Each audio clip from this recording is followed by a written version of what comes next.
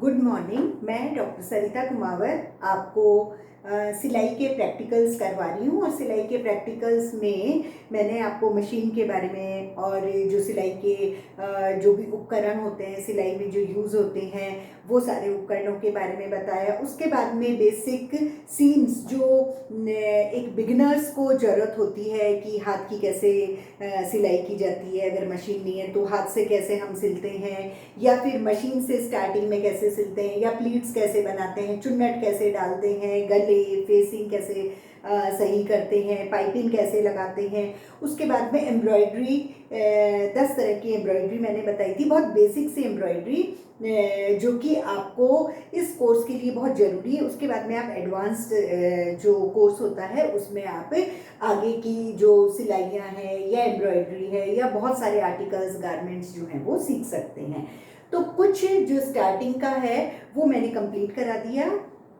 आज जो है वो हम सिलाई का एक मेन पार्ट शुरू कर रहे हैं। एक्चुअल की जो सिलाई है वो आज ही शुरू हो रही है। वो जो था वो प्री रिक्विजिट्स था कि हाथ से कैसे सिलाई होती है या मशीन से। तो छोटे छोटे सैंपल बनाए आपने, जिससे कि आपको ये पता चल गया कि किस तरह से हम कोई भी गारमेंट को बनाएंगे।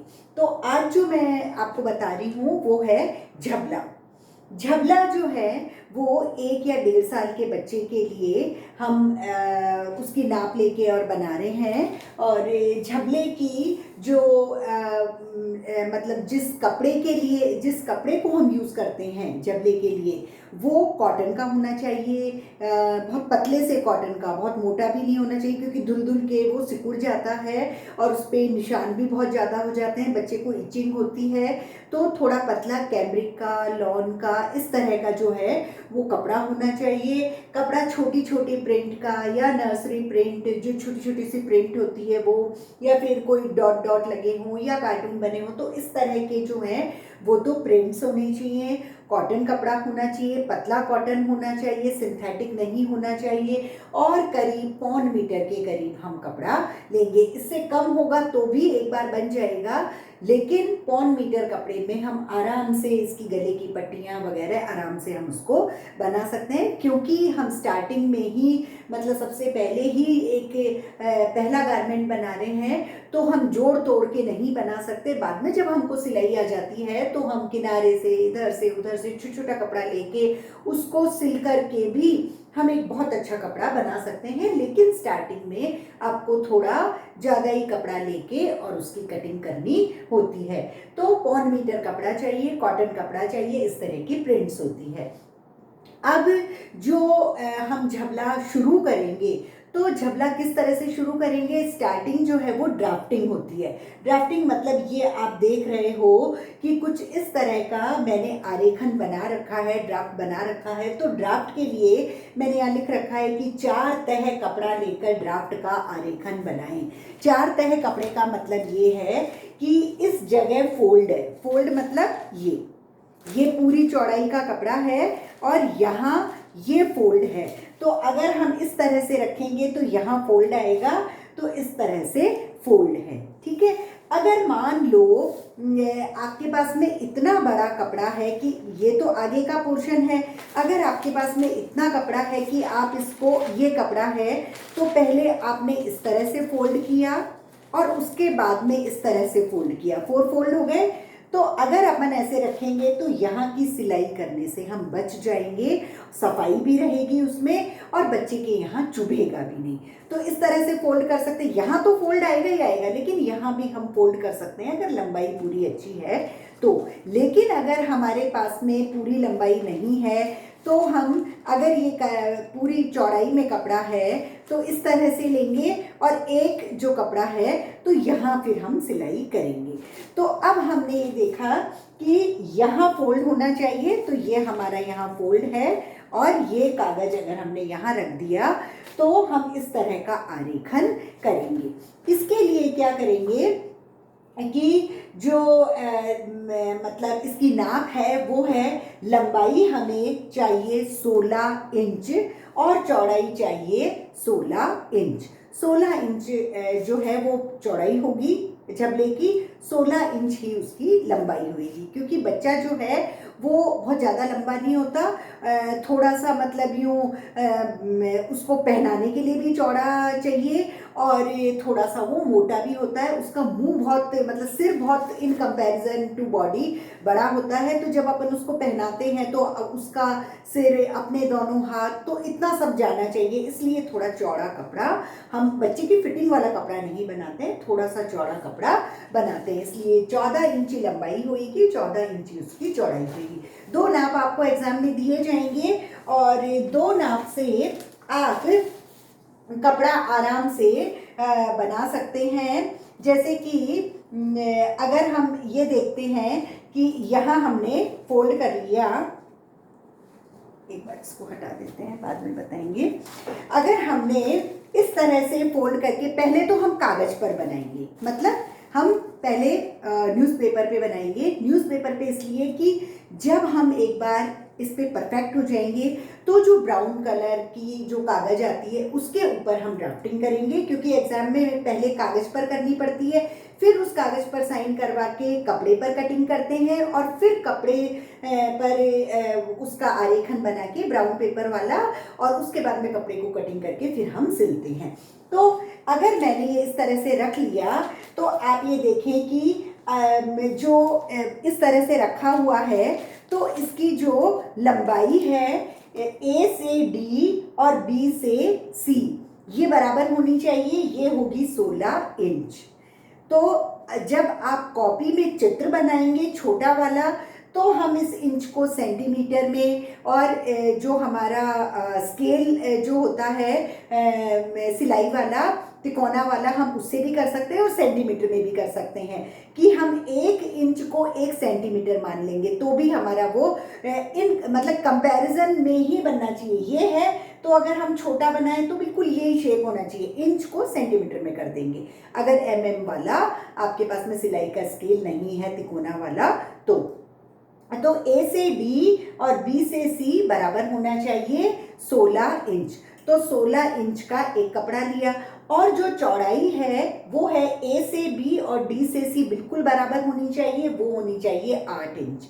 तो 8 इंच मतलब कि अगर ये 8 इंच है, हम इसको मतलब फोल्ड कर देते हैं क्योंकि ये इतना ज़्यादा नहीं है, ये 8 इंच है और ये 16 इंच है। तो अगर हम फिर जब इसको खोलते हैं तो करीब ये बराबर होएगा, ये भी 16 और ये भी 16, तो 8 इंच इसलिए रखिए कि चौड़ाई में फिर वो 16 इंच हो जाएगा।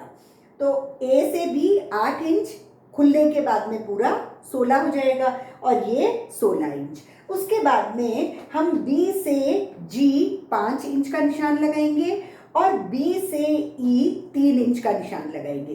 तो ये तो बाहों का निशान हो गया, और ये कंधे का, मतलब कंधा यहाँ तक आएगा, बाकी ये गला है। फिर A से F तक हम 1 इंच का निशान लगाएंगे, 1 इंच का, जिससे कि ज़्यादा गहराई नहीं चाहिए हमें, 1 इंच का हम निशान लगाएंगे। ये जो डॉट डॉट है ये मैंने इमेजिनरी करी है, यहाँ एक पट्टी आएगी तो कटिंग नहीं करनी है। A से F 1 इंच और B से E 3 इंच, तो ये जो रह जाएगा वो अपने आप रह जाएगा। ये 5 इंच के बाद में जब G यहाँ आ गया तो G से H हम 1.5 इंच ले लेंगे, ऐसे करके 1.5 इंच, और फिर इस H को यहाँ I तक मिला देंगे, और C से I आधा इंच। आधा इंच इसलिए क्योंकि दोनों तरफ जब कोई भी कपड़ा होता है, पेटीकोट होता है, कुर्ता होता है, लॉन्ग कुर्ता होता है, तो वो लटकता है थोड़ा सा, इसलिए थोड़ी सी कटिंग हमको कर देनी चाहिए। तो आधा इंच ये, तो H और I को मिला दिया, मिलाने के बाद में H से H डैश 2.5 इंच का निशान लगाएंगे। तो यहाँ 2.5 इंच का हो गया, ये G हो गया, तो दोनों को मिलाया तो गोलाई हो गई। मतलब जो कंधे, जो कमर में बाहों से लेके और नीचे तक की, तो यहाँ से लेके यहाँ तक की एक निशान हो गई, और ये गोलाई में निशान हो गई। ये 1 इंच का है और यहाँ ई हो गया, तो फिर हम इसको गले का निशान बना देंगे। फिर जब हम काटेंगे तो बस एक कटिंग ये है और एक कटिंग ये और ये। तो जब हम इसको काटेंगे तो कुछ इस प्रकार का बनेगा। इस प्रकार का जो बन रहा है वो मैं आपको बताऊं कि जब हम इसको बना के और काटेंगे तो इस तरह का बनेगा, इस तरह का दोनों ही तरफ, मतलब जो दोनों ही पीस हैं वो बराबर हैं, ये अलग अलग हैं। अगर मान लो एक ही शीट होती मेरे पास में तो मैं इस जगह जोड़ के रखती। जोड़ के रखने के बाद में गला बीच में से हमको इस तरह दिखता है। तो ये हो जाएगा इसकी कटिंग के बाद में। जब ये कटिंग करेंगे उसके बाद में जो ये गला है, जो ये गले की कटिंग आई है वो हम यहाँ रखते हैं। अगर मान लो हमने ये गले को इस तरह से रखा, ये गले को हमने इस तरह से रखा हुआ है, ये इस तरह से ये रख दिया। ये कटिंग करने के बाद में एक गला इधर, तो ये कटिंग हो गई और फिर 1.5 इंच उससे मैं बाहर लगा देंगे। बाहर क्यों? क्योंकि पट्टी काटनी है। फिर जब ये पट्टी कट जाएगी, अब ये पट्टी जो है वो हमने काट ली। काटने के बाद में जब हम इस पे चिपकाएंगे तो इस तरह से चिपकाएंगे। जो कटिंग करी है इसी के ऊपर इसी तरह से चिपका देंगे। तो अब ये भी कटिंग हो गई, मेन बॉडी और गला भी कटिंग हो गया। सबसे पहले हम इसको कैसे सिलेंगे? सबसे पहले अगर मान लो गला इसका सिला हुआ नहीं है तो हम गले से सबसे पहले इसको जोड़ेंगे।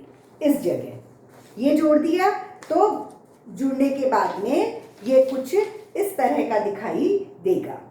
ठीक है, दिखने के बाद में जब ये इस तरह का दिखाई देगा तो हम ये जो पट्टी है, गोल पट्टी, ये हमने या तो अगर आधा आधा है तो हम अलग अलग पट्टी काटेंगे, और अगर एक ही है तो हम एक ही पट्टी काटेंगे। और ये जो पट्टी है ये यहाँ लगा देंगे, इस जगह इस तरफ लगा देंगे और इधर भी लगा देंगे। लगाने के बाद में ये इस तरह से लग जाएगी, ये इस तरह से लग जाएगी और पीछे भी इस वाले में भी इसमें लग जाएगी। गले पे लगाने के बाद में हम यहाँ छोटा छोटा सा कट लगाएंगे जिससे कि पलटने में आसानी रहे। पीछे की साइड से हम लगा रहे हैं और ये पट्टी आगे की साइड आएगी क्योंकि अंदर बच्चे को थोड़ा चुभता है। ठीक है, फिर जब यहाँ से लगा ली उसके बाद में हम इसको पलट देंगे आगे की तरफ। आगे की तरफ ये पलटा जाएगा और इसके ऊपर एक काज कर देंगे, वहाँ से एक डोरी जाएगी और आगे की तरफ आ जाएगी। तो ये ऊपर की हो गई। ऊपर से करने के बाद में हम यहाँ से जोड़ लेंगे दोनों तरफ से। ये दोनों तरफ से हमने जोड़ लिया। जोड़ने के बाद में ये जो बाहें हैं ये पूरी गोल हो जाएंगी। तो इसको हमको पलटना है, मतलब पहले गला हो गया, गले को चिपकाया, वापस से उल्टा करके और इस तरह से करके और इसको मोड़ दिया।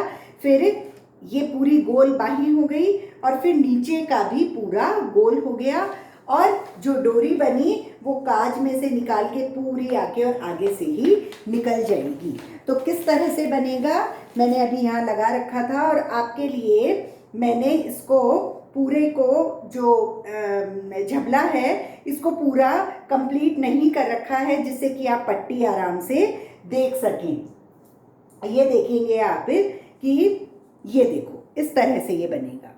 ठीक है, तो सबसे पहले यहाँ से जोड़ा, फिर हमने गला लगाया, ये गले की पट्टी हमने पीछे से लगाई थी, पीछे से लगा के आगे कर दी हमने।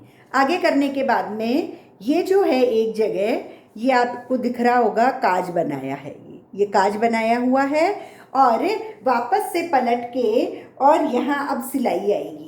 ये आपको दिखाने के लिए मैंने इसको खोल रखा है और फिर ये डोरी जो है वो अंदर, और जब बच्चा पहनेगा तो हम इस डोरी को खींच लेंगे तो इस तरह से थोड़ा सा पास पास में आ जाएगा।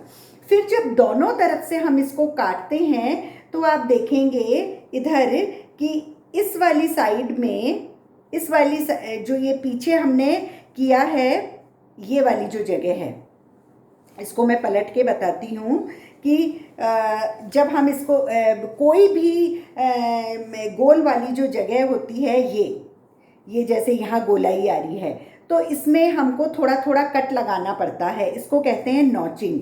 ये देखिए ये मैंने कट लगा रखे हैं छोटे छोटे से, ये छोटे छोटे से कट लगा रखे हैं ना, जैसे पैंट्स वगैरह में भी होता है ये कट लगाने से क्या है कि जब हम इसको पलटते हैं तो आप देखोगे कि जहाँ से कट लगे हुए हैं, जिस तरफ कट लगा हुआ है यानी नॉचिंग की हुई है ये, तो उसको अगर हम देखेंगे तो बिल्कुल भी सल नहीं आ रहे हैं। लेकिन अगर जहाँ हमने कटिंग, मैंने एक तरफ नॉचिंग नहीं कर रखी आपको दिखाने के हिसाब से, तो आप ये देखेंगे, ये अब यूं यूं पकड़ूंगी जब तो नहीं है, लेकिन जैसे ही मैंने इसको छोड़ा तो ये अंदर की साइड चला जाता है, ये अंदर की साइड चला जाता है, दिखाई अच्छे से नहीं देता है।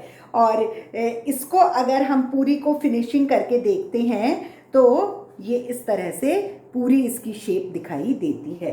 तो इस तरह से ये बन जाएगा और आगे इसमें डोरी निकल जाएगी, लेकिन ये पट्टी जो है वो आपको सिलाई से लगानी है, और यहाँ भी सिलाई लगानी है, नीचे भी सिलाई लगानी है और गले पर भी।